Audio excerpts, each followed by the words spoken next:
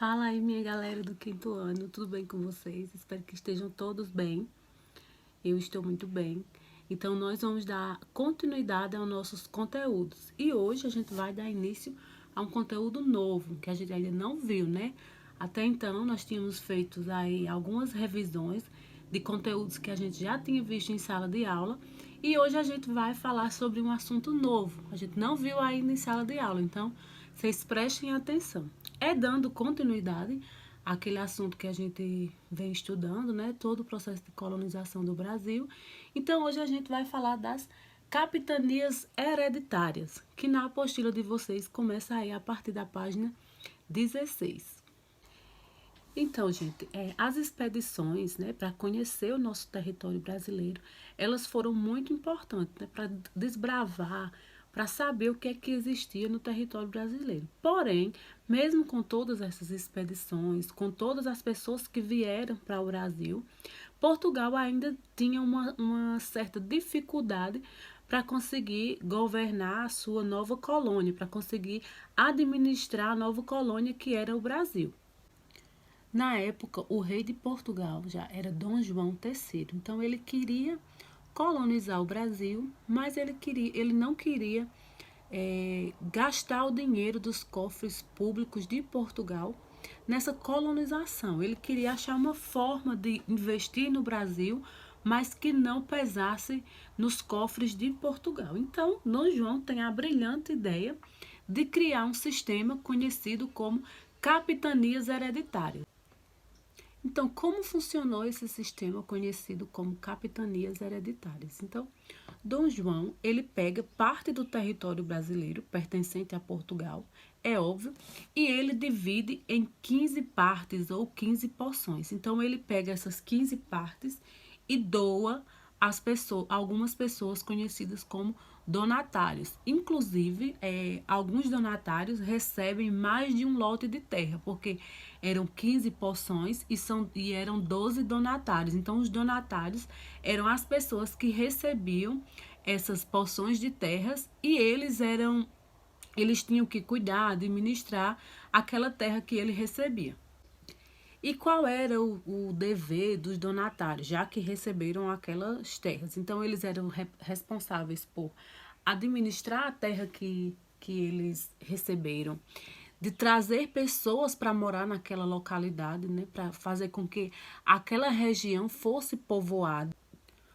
Os donatários eles tinham que defender aquela terra e principalmente explorar as riquezas que existissem naquela terra. Então, tudo isso era dever do donatário. Ele era naquela terra, ele era a pessoa de maior importância, o senhor daquela terra, e ele só devia obediência ao rei de Portugal.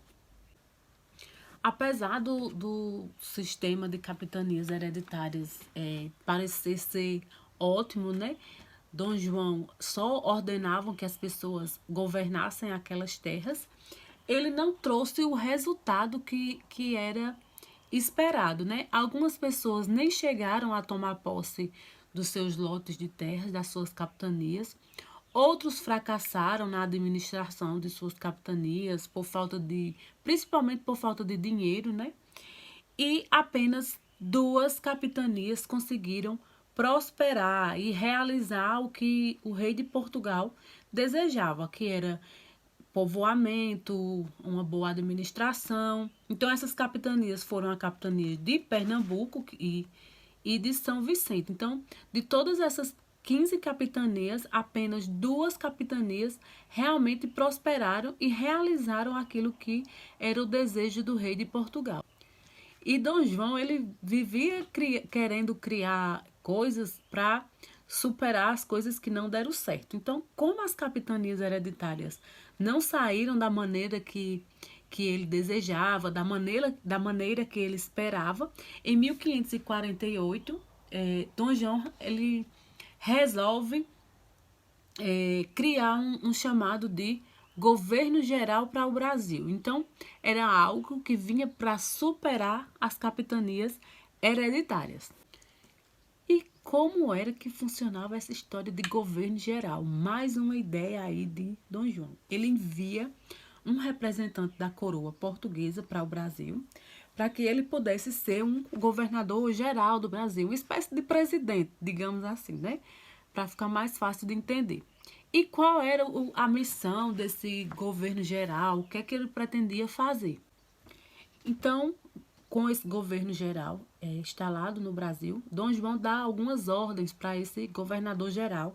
O que é que ele deveria fazer no Brasil? Primeiro, ele deveria administrar bem o Brasil, né? Defender a costa brasileira, principalmente de ataques de piratas, né? Fiscalizar as capitanias, todas as capitanias, e fazer com que o Brasil ele se desenvolvesse economicamente, que o Brasil gerasse dinheiro, né? Porque o Brasil era uma colônia de Portugal, Portugal estava tendo um certo gasto, então o Brasil de alguma forma ele teria que gerar algum lucro para Portugal. O primeiro governador geral do Brasil foi Tomé de Souza. Ele chegou ao Brasil em 1549, né, e governou durante 4 anos. O governo de Tomé de Souza foi muito importante porque ele organizou toda a administração colonial e também por ter sido o primeiro governo geral do Brasil. Então, pessoal, por hoje é só isso. Prestem atenção na aula. Qualquer dúvida, vocês podem me perguntar.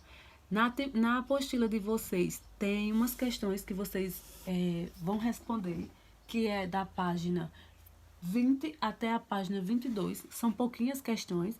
Não é apenas só das capitanias hereditárias, mas dos demais assuntos que a gente já viu.